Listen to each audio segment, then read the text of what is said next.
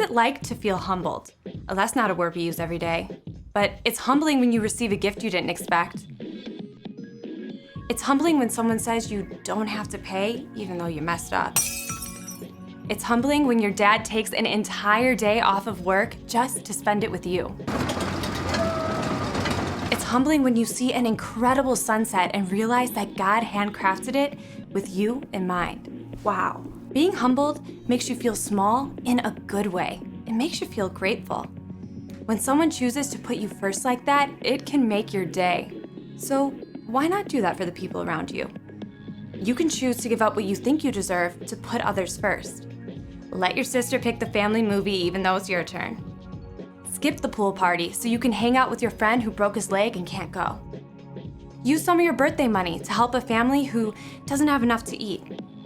True humility is thinking of yourself less and others more. When you live your life with humility, you bring praise to God. You lift Him high because others can see God at work in you. That's why humility is an amazing way to worship God with your life. Because worship is about more than just singing loud. It's all about living loud.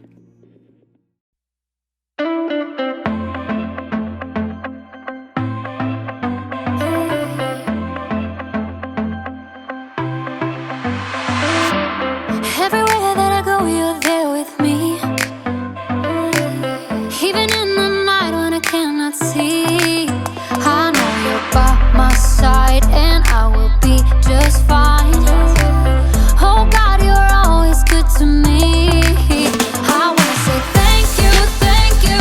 I will live my life to praise you, and lift you high. Every night and day I'll follow in your ways. I wanna say thank you, thank you. I wanna say thank you, God. Every breath that I take, you give to me.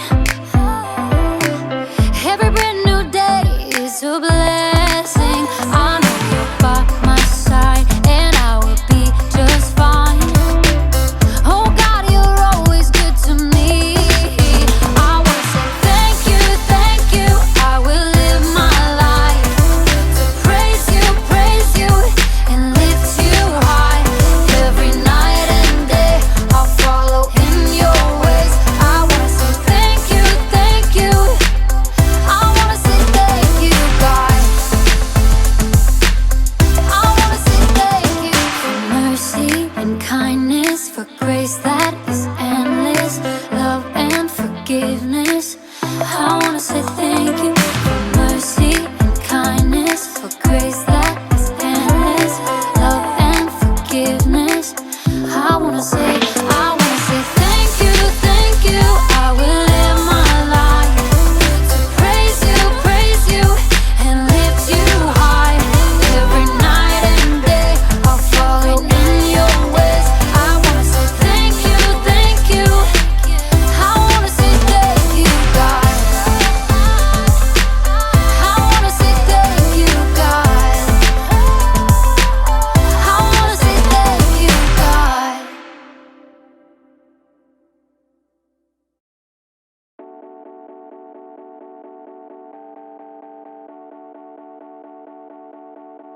Hey, this is Jacob, or, just Jake. Is everyone okay?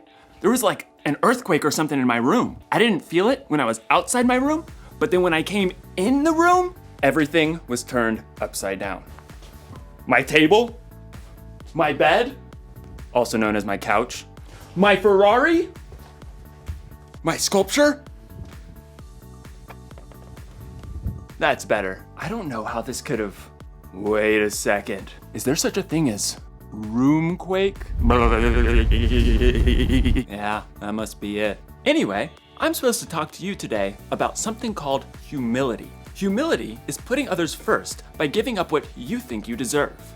So that means like doing stuff for others, I guess? Like my friend Chris. He's really good at humility. I mean, he humiliates me like all the time. Am I saying that right? Humiliate. Humiliate. He shows humility to me. He's super busy, but he always takes the time to put me first by playing his April Fool's surprises on me. like the time he put my keys in Jell-O.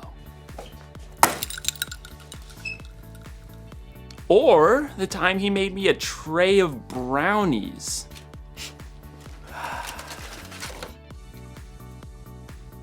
Brownies. And who can forget the old unscrew the top off the salt surprise? Chris is a funny guy.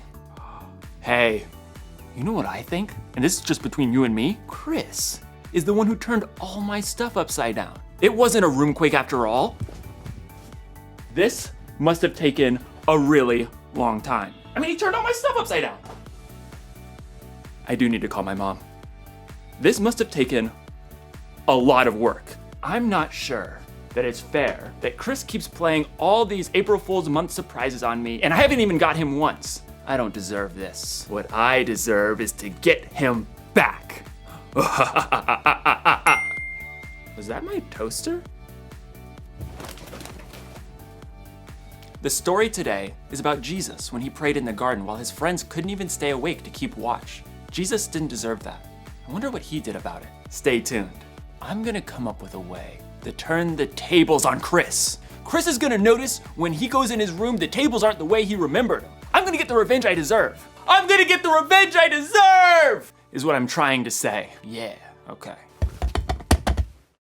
The Bible. It's 66 books of history, stories, letters, and poetry that fit together to form God's one big story. The epic adventure of how He created us and loves us so much that He made a way to rescue us. As we travel through the Bible, from Genesis to Revelation, we discover people who met God and found their lives changed forever. And now for an amazing story, inspired by the book of Matthew, chapter 26, verses 36 through 56. For months, the Jewish religious leaders had been plotting to silence Jesus. He called us pretenders, snakes! On the Sunday before Passover, Jesus entered Jerusalem to great cheers from the crowds. Blessed is the one who comes in the name of the Lord! But even as the crowd swarmed in to see what Jesus would do and say, one of Jesus' closest followers, Judas, went to the religious leaders with a very sneaky plan. What are you willing to give me if I deliver him over to you? How about a cool 30 pieces of silver? Jesus knew these plans, but he also knew that his mission was to face those who hated him and let them take him without defending himself. He prepared his closest friends for this during a Passover meal, and then afterwards led them out of the city toward the Mount of Olives. Judas had already left them. In a little while, you will no longer see me. Then after a little while, you will see me. I came from the Father and entered the world. Now I am leaving the world and going back to the Father. The air cooled as the evening darkened. This very night, you will all turn away because of me. Peter, the most outspoken of Jesus' friends, quickened his step and tightened his hand on the sword he was carrying. All the others may turn away because of you, but I never will. What I'm about to tell you is true. It will happen tonight. Before the rooster crows, you will say 3 times that you don't know me. I may have to die with you, but I will never say I don't know you. Me too. Same. By the time Jesus and his friends reached the Garden of Gethsemane, they were exhausted. Sit here while I go over there and pray. As the other disciples settled in on the cold, rough ground, Jesus took Peter, James, and John along with him to a grove of ancient olive trees. The weight of what was coming pressed down on him. My soul is very sad. I feel close to death. Stay here. Keep watch with me. We're here for you. We got this. Prayers. The 3 friends found seats among the knotted tree roots, and Jesus went on a little further. Then suddenly, he fell down on the ground, face first into the dirt. Words poured out from deep inside. My Father, if it is possible, take this cup of suffering away from me. But let what you want be done, not what I want. After a short time, Jesus returned to his friends. They had all fallen into restless sleep. Jesus touched Peter's arm.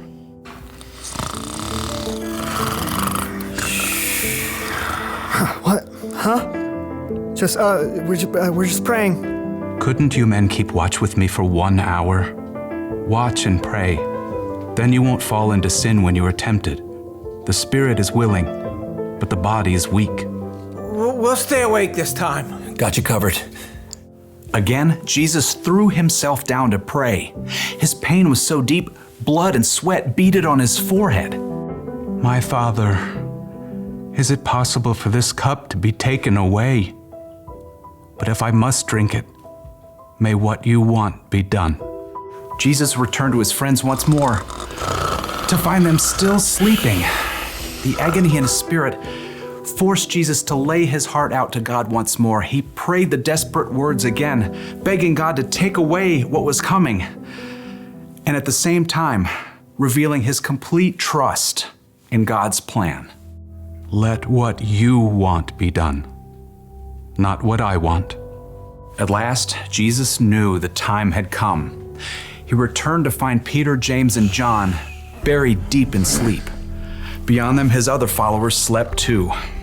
Are you still sleeping and resting? The disciples struggled through a fog of sleep, blinking and yawning. Below them, torchlight showed an angry mob climbing up the hill. The men were waving swords and clubs, shouting as they came. Look, the hour has come. The Son of Man is about to be handed over to sinners. Get up, let us go.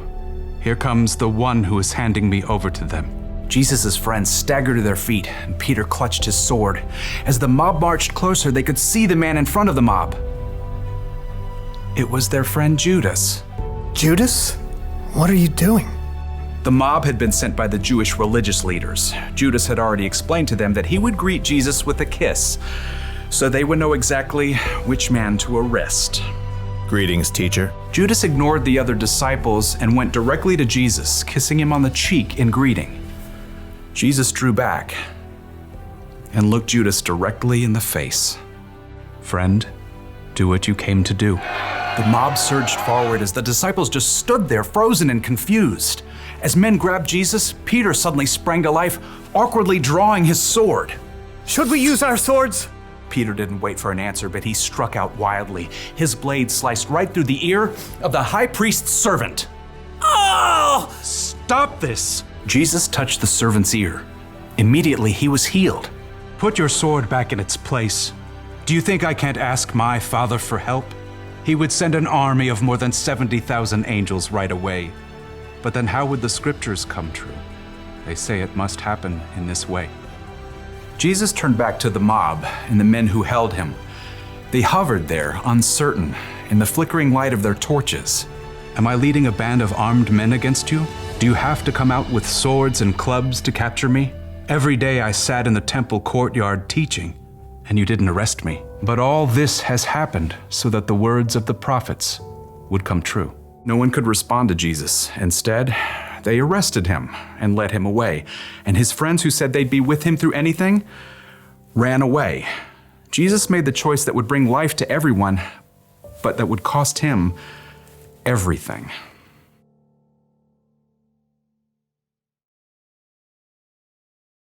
Somebody's gonna get a mustard-filled donut later, and I'm finally gonna get what I deserve. Hey, did you know that Jesus didn't deserve all that stuff that happened to him? Like when his friends ditched him when he needed them, and when those people arrested Jesus even though he never did anything he wasn't supposed to? And then, when he was put on that cross, what? Jesus could calm a storm with his hand and bring dead people back to life. Why do you let all that bad stuff happen to him? Turns out, it was all a part of the plan. When God created the world a whole bunch of years ago, he knew people were gonna need help if they were gonna have a relationship with him. So, he told people he was sending someone who would have to pay for all the stuff they did wrong. And that someone was Jesus. But it's not like Jesus wanted to go through all that bad stuff. In the garden, he was like, God, any chance there's a different way to save the world and stuff? But then Jesus was like, it's not about what I want, God, because what you want is better. So, what did Jesus do to his friends in the garden who let him down? He put them first.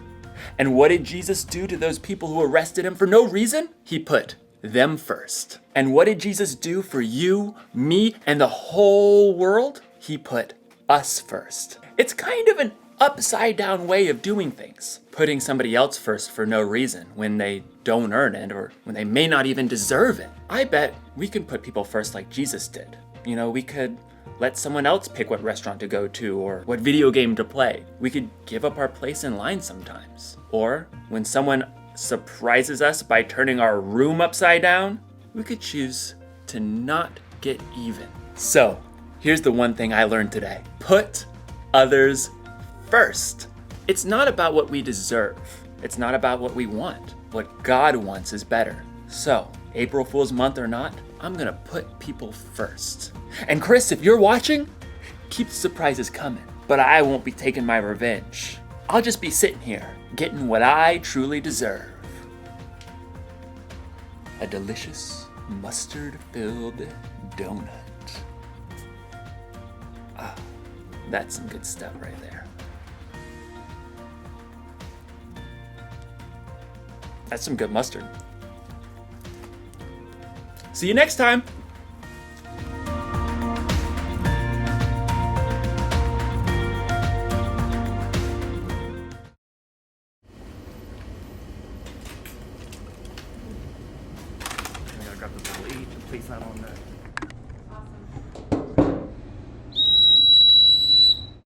All right. Y'all ready? Here we go. I think it's time to change my mind from only thinking me, myself, and I, laying down my pride. Gonna put somebody else at number one this time. Don't wanna be in a world where it's all about me. I'll take second to whoever is around me. I'm giving up my number one position. So we all belong at number one together. Laying down myself, shine the light on someone else. I'm giving it all for you. 'Cause we all belong at number one together. Here we go. Come on. We can change the world when we learn to share and put each other first. So I put aside myself, make it less of me and more of someone else. Don't wanna